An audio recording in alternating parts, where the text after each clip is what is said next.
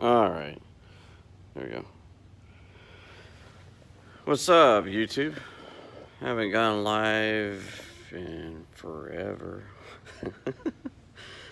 I'm gonna put you over this way. Hopefully, you won't be too blinded by the light outside there.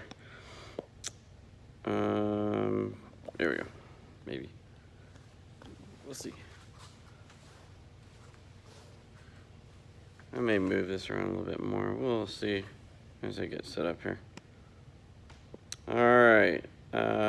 So this video is for Aubrey. I think is the name. I just checked a minute ago and I may have forgotten. Anyway, she had asked me a question about knife hand on one of my other videos. So it gave me the idea of playing around with knife hands. So that's what I'm going to do today is do some combos. We'll get Buster here to volunteer.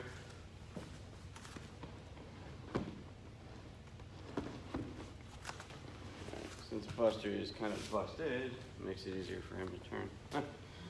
Alright, so there's that. Anyway, I'm going to play around with some knife hand techniques. I'm going to scoot this over a little bit more. There we go. Fine tune it here. Slow morning this morning, I see. Alright, so anyway, knife hand or sudo konkyuk or there's sudo maki. So you have blocking and striking versions. So let's go over the anatomy real quick. When you're doing a knife hand, you want to hit with this edge here.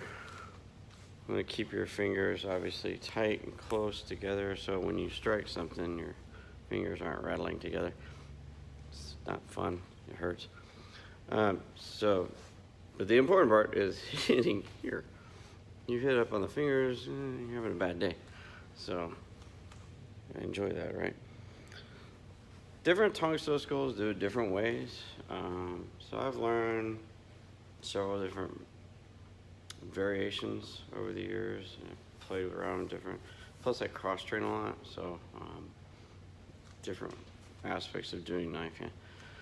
So we'll just start with the first one I originally learned was sudo konkyuk, and we came in usually about in front of my shoulder and came out and struck that way. So come in this way towards the camera. So you can hit with the outer edge of the hand. So your target will be temple. Let's get his hand out of the way. There we go. The jawline, the ear, the temple, you know, where the carotid is on the neck. If you're coming downward, you can go for the crook of the neck or the collarbone is a good target.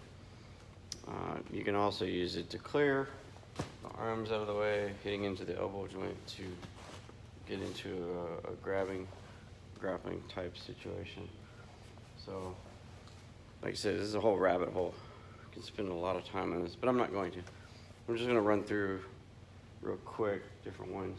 So I'm here, use the hip, turn, I can strike and hit different targets on his face, on the arm, collarbone, and come down, get the arm out of the way, come down and crush the collarbone, that kind of thing. Other side too, same thing, boom, right in the temple, right in the jawline here, where the carotid is, come in that way. So you've got these different targets. Generally you don't see low targets too often unless like they're beside you or behind you. So you can come in with the knife hand, low, hit the groin, right? Do a leg pick, grab the thigh, pull the leg up. Generally body hits, you know, unless you're setting up to grab, then maybe do the overhand where your palm is down, come in, clear the arm, whatever. You can come in and underhook It's not really a strike at that point. I mean, it could be, but you're more just getting into position to do an arm lock or a throw or whatever. So those are some of the basic striking ones. Clearing the hands. Now we can get into blocks. So it's, I mean, it's not too far of a jump. They can also be striking. So we have the waving one. So it's more circular. So I can come in, I can still strike with it, obviously. Hit the neck, hit the head, the face, clear the arm, right? Pass and clear, and then you come in a counter, you come over this way. There's different applications. Middle knife hand, Chindan Sudamaki, right? So we come from the hip. Again, you can strike with it. You can block with it here. Or the strike's coming in, you grab and pull down, pull them off balance. Ideally, you want to be on the outside with that one. So come here, boom, you can hit them with the knife hand. Let's see, low knife hand, same thing. Prep differently. Come up here, I can pass it, low knife hand down, hit the groin again. Or I can come through, grab, knife hand into position. I can follow through and go down, throw them down. What else? Low knife hand. There's so many things. If I had another person here right now, it would be more diverse. Since Bob's kind of stiff, can't throw him around as much. His base is like 250 pounds, so yeah. We have like a middle cross block you can do with knife hands. You can do that as a shove, jam your face, push them off balance, trap the hand, going into other knife hands, palm strikes. So there's a lot of lead-in stuff that you can do with knife hands. The one that was brought up was a clearing motion. So you have a knife hand striking and a short punch. So you have Jinko kicks, another variation. It's like a combo. So that was brought up before, or their description of it. So my thought was that they were doing Jinko kick, but then with extra combination of things. So different schools do different combos and whatnot. So it's it's hard to know. And some Tang Soo Do schools don't use the Korean terminology at all. So sometimes it's no frame of reference until I see it. Like someone throws out a video and goes, "Hey, what's this?" It gives me a chance of figuring it out. If it's a combination, or if it's one of our standard Tang Soo Do techniques or whatever. So you've got low knife hand, Haran Sudamaki.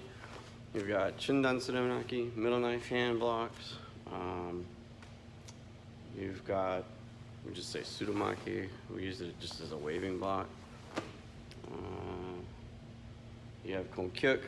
We can come in overhand, palm down, striking across horizontally. You have the other Sudo Konkyuk. Palm up, come in horizontally. You can come down vertically. You can come down at an angle. You can come up like an upward motion. So I can come in from underneath and hit as well. It's just like doing an upward elbow, same thing. Come in, hit the arm, go for a trap, joint lock, throw, underhook, overhook. So you can use knife hand for a lot of things. Framing, middle knife hand, you can, someone's trying to grab, you can frame them and then get into clinching with it. So there's a lot of stuff you can do with knife hand. It's not just one of these esoteric strikes or blocks. It has a lot of functionality, a lot of setup for other techniques, a lot of entries and exits. Maybe I need to create distance so I can get them off and I can do kicks or whatever. You got it, man. Anything you can do with it. There's a lot of different ways of utilizing it.